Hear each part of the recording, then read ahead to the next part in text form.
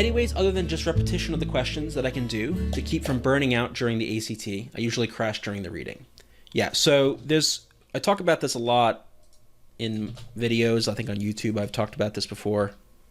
And a lot of times when we're talking about time management, we focus a lot on I'm running out of time. I need more time to finish the section, that kind of thing, very standard. But we often give less attention to the fact that these tests are really long, they're really draining mentally, and what can I do to deal with that? Like once I master time and I don't have issues running out of time, what do I do with the fact that this test is really, really long and tiring? And a lot of advice that can be given here. The one thing I would say, besides, of course, practice, I mean, you know that, right? Do practice tests, full tests, do them under tiny conditions. When you're practicing, try to keep the distractions away because you got to build that focus muscle. I would say, again, this is just maybe more, I don't know, me turning into a cranky old person, but I don't envy you all for having to grow up and learn in school in the technology, social media, internet environment that you do.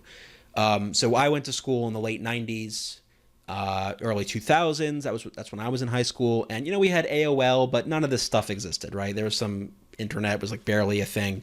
So it was very easy to kind of focus and get, not easy, but easier in some ways to focus, I think.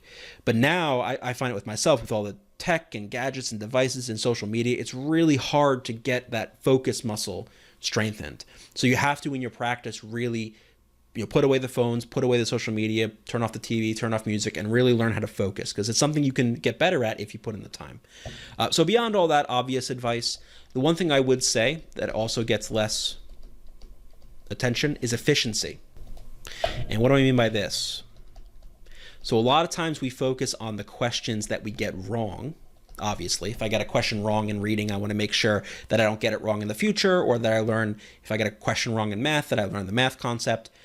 But we also want to pay attention to what you're getting right, because you can get a question right, but you could do it in an inefficient way. You can use up a lot of time. You can use up a lot of mental energy. So the way you increase your efficiency, one of the ways to do that is to get better at the stuff you're already good at. Because put it this way, like let's say there's a math problem that you get right, but you get it right after about a minute and a half of thinking. There's all these calculations, you got to pull out the calculator, do all this work, and then you get the answer. You get it right, but it took you a minute and a half, and more importantly, it took you a lot of brain power.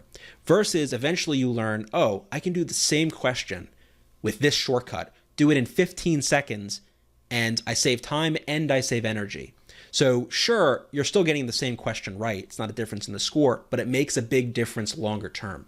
So when you're reviewing your work, your practice sections, your tests, you also want to focus on the questions you get right and say, are there ways I can do this better, faster, easier, more efficiently? And that can help with burnout, in addition to practicing and all that good stuff. To learn more about Reason Prep's SAT, SAT subject test, and ACT video courses, go to reasonprep.com/enroll, and you can find the link in the description below the video.